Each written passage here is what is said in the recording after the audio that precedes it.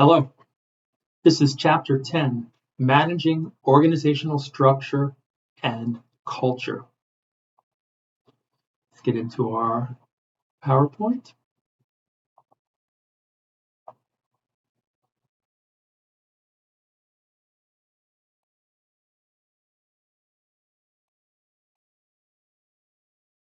Our learning objectives: identify the factors that influence a manager's choice of an organizational structure, explain how managers group tasks into jobs that are motivating and satisfying for employees, and describe the types of organizational structures managers can design and explain why they choose one structure over another.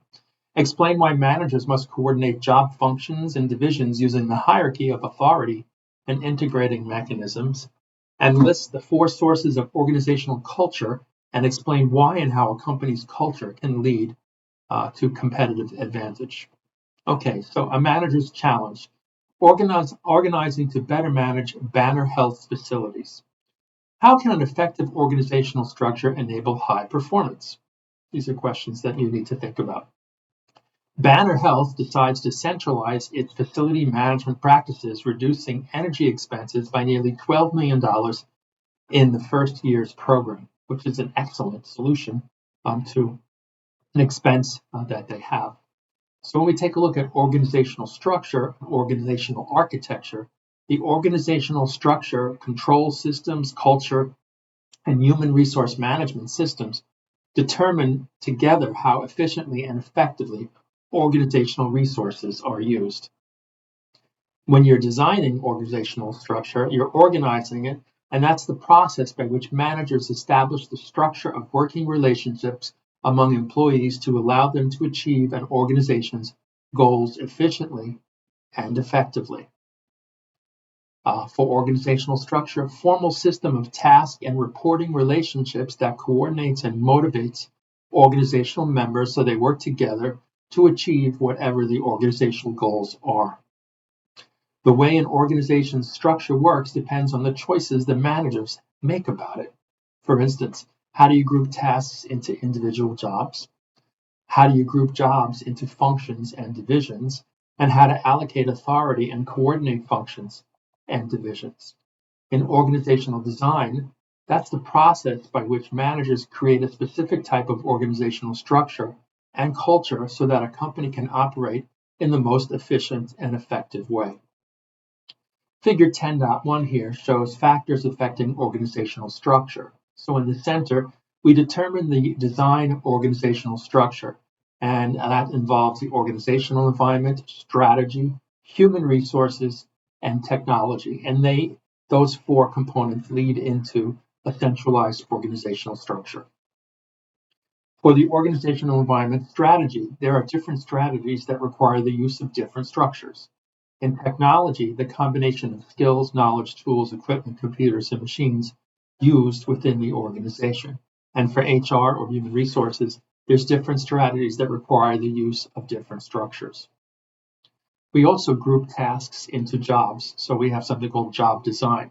Job design is the process by which managers decide how to divide tasks into specific jobs, also known as the division of labor. And the appropriate division of labor results in an effective and efficient workforce. For job simplification, the process of reducing the number of tasks that each worker performs. Job enlargement would be increasing the number of different tasks in a given job by changing the division of labor. Job enrichment would be increasing the degree of responsibility a worker has over a job. In the case of job enrichment, we have 4 factors here. 1 is empowering workers to experiment to find new or better ways of doing the job. Number 2, encouraging workers to develop new skills. And this can be done by offering incentives to employees. If they complete specific job training, whatever, they could be eligible for an increase or bonus. Number 3, allowing workers to decide how to do the work, giving the workers free rein to decide how to do it instead of micromanaging them. Micromanaging, I can't stand it. I think it's a very poor management choice, and I also think it represents a control aspect that I don't think is very healthy in the job. in the job environment. Just my opinion on that. Number 4, allowing workers to monitor and measure their own performance. In the job characteristics model, we have a skill variety where employees use a wide range of skills. Task identity would be the worker is involved in all tasks of the job from the beginning to the end of the production process. Task significance would be workers feel the task is meaningful to the organization. And generally, when you get that type of buy-in by the employee, they feel better about the work that they're doing. Autonomy. Employee has the freedom to schedule tasks and carry them out. And feedback, worker gets direct information about how well the job is done. In grouping jobs into functions, there's a functional structure, and the organizational structure is composed of all the departments that an organization requires to produce its goods and services. In figure 10.2, this is the functional structure of the Home Depot. And honestly, it looks like a comb, where at the top you have the CEO and president, and there's 7 different executive VPs, executive VP and CFO, executive VP of merchandising, executive VP of supply chain and product development, executive vice president outside sales and services. And if you notice in this continuum, these EVPs are all on the same level, and they all report to the CEO, and none of them is higher level. Functional structure, what are the advantages? Well, it encourages learning from others doing similar jobs. It's easy for managers to monitor and evaluate workers, and it allows managers to create the set of functions they need in order to scan and monitor the competitive environment. In functional structure, disadvantages, it's difficult for departments to communicate with each other, and preoccupation with own department and losing sight of organizational goals. I call this silo mentality. And silo mentality is extremely dangerous in an organization because everyone is acting on their own and they're not in concert with other areas of the company. And that is a managerial nightmare. Divisional structures, product, market, and geographic. In the divisional structure, an organizational structure is composed of separate business units within which are functions that work together to produce a specific product for a specific customer. In figure 10.3, the product structure, it shows you have the CEO on top, and then all the different corporate managers report to the CEO, and below the corporate managers, you have different divisions that are producing a different product line. In this example, there's the washing machine and dryer division, there's the lighting division, and the television and stereo division, and they're all 3 different areas. And I think this also represents a silo mentality, and I think that could actually prove problematic because these 3 areas, even though they're producing different things, there needs to be some kind of cohesiveness or some type of working together environments instead of structured in a silo. Moving on. Product structure. Managers place each distinct product line or business in its own self-contained division. Divisional managers have the responsibility for devising an appropriate business level strategy to allow the division to compete effectively in its industry or market. GlaxoSmithKline groups researched into 8 product divisions to focus on particular clusters of diseases. What are the advantages of product structure? Well, it allows functional managers to specialize in one product area. It allows division managers to become experts in their area. It removes need for direct supervision of division by corporate managers. It allows divisional management to improve the use of resources, and it puts divisional managers close to customers for a quick and appropriate response. In this figure 10.3, this is a geographic structure. You have the same CEO, you have the same corporate managers, but then you have different geographic regions broken up by north, west, east, and south, and then the specific functions contained therein. The geographic structure I just explained is broken down by geographic location, north, south, east, west. Globally, could be managers that locate different divisions in each of the world regions where the organization operates or different countries.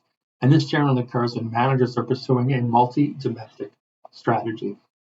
In 10.4, Global geographic and global product structure shows similar to the north, south, east, west, but it would be Pacific, South American, European, and North American.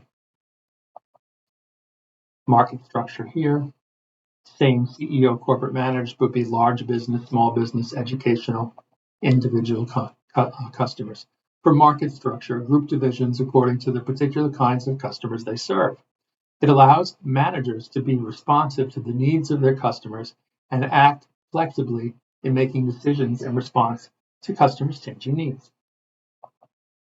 And a matrix structure is an organizational structure that simultaneously groups people and resources by function and product. And this structure is extremely flexible, and each employee generally has at least 2 bosses. And we can see this 10.5 matrix structure. You can see same CEO, functional managers, but then there's there's no silo mentality in this type of matrix structure. Product team structure is a structure in which employees are permanently assigned to a cross-functional team and report only to the product team manager or to one of the manager's direct subordinates. It does away with dual reporting relationships and 2 boss managers. 2 boss managers can be rather confusing. You don't know who your loyalty goes to, and then sometimes it creates a conflict. Cross-functional team is a group of managers brought together from different departments to perform organizational tasks. An example, Northwestern Mutual's work on redesigning visuals for customers.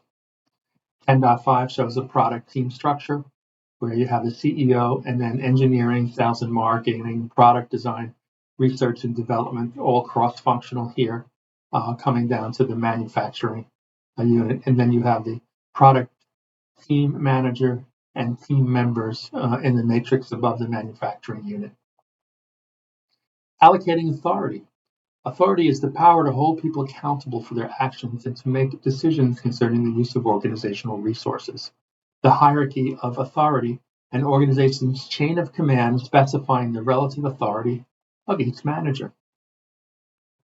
And allocating authority, you have the span of control. This is just a organizational chart of the president and CEO and the different people that report to the CEO. A line manager is someone in the direct line or chain of command who has formal authority over people and resources at lower levels. A staff manager is someone responsible for managing a specialist function, such as finance or marketing. In tall and flat organizations, the structure is the following. Tall structures have many levels of authority and narrow spans of control. As hierarchy levels increase, communication gets difficult, creating delays in the time being taken to implement decisions. Communications can also become distorted as they are repeated throughout the firm, and tall structures can become rather expensive. In flat organizations, flat structures have fewer levels and wide spans of control, results in quick communications but can lead to overworked managers. Here's the example of the tall organization. And the minimum chain of command, the organizing principle for that is top managers should always construct a hierarchy with the fewest levels of authority necessary to efficiently and effectively use organizational resources. Centralization and decentralization of authority. In decentralizing authority, giving lower-level managers and non-managerial employees the right to make important decisions about how the use of organizational resources is done. It's flexible and responsible. In Figure 10.8, types and examples of integrating mechanisms. You have something called direct contact, liaison roles, task forces, cross-functional teams, and integrating roles and departments. In organizational culture, we have something called values, and they are the shared set of beliefs, expectations, values, and norms that influence how members of an organization relate to one another and cooperate to achieve organizational goals. Organizational values is the shared standards that its members use to evaluate whether they have helped the company achieve its vision and goals. Norms. Organizational norms specify or prescribe the kinds of shared beliefs, attitudes, and behaviors that its members should observe and follow. informal but powerful rules about how employees should behave or conduct themselves. In Figure 10.9, these are sources of an organizational culture. So in the center circle, we have the organizational culture, but how is it comprised? Well, it's comprised of the characteristics of the organizational members, the employment relationship, the organizational structure, and organizational ethics. And those four components, all contribute to what the organizational culture is. Ethics. Those are the moral values, beliefs, and rules that establish the appropriate way for an organization and its members to deal with each other and with people outside the organization. Choosing the ethical path is a constant for managers and employees. The employment relationship. Human resource policies can influence how hard employees will work to achieve the organization's goals, how attached they will be to the organization, and whether or not they will buy into its value and norms. In organizational culture and structure, there are different kinds of structure that give rise to different kinds of culture. Tall organizations have little personnel autonomy and they focus on an authority. Flat orgs might have more freedom with a focus on creativity. And in centralized or decentralized, it might lead to a difference in values. Then you have adaptive cultures, which values and norms help an organization to build momentum and to grow and change as needed to achieve its goals and to be effective. Inert cultures, those that lead to values and norms that fail to motivate or inspire employees, and it leads to stagnation and often failure over time. So the different types of organizational cultures, you have something called CVF, or competing value framework. And within any organization, 4 competing values exist: collaborate, create, control, and compete. How managers respond to these values and the tensions they create help shape a culture into 4 different types. You have a clan culture, you have an adhocracy culture, a market culture, and a hierarchy culture. I thank you for listening. Have a great day.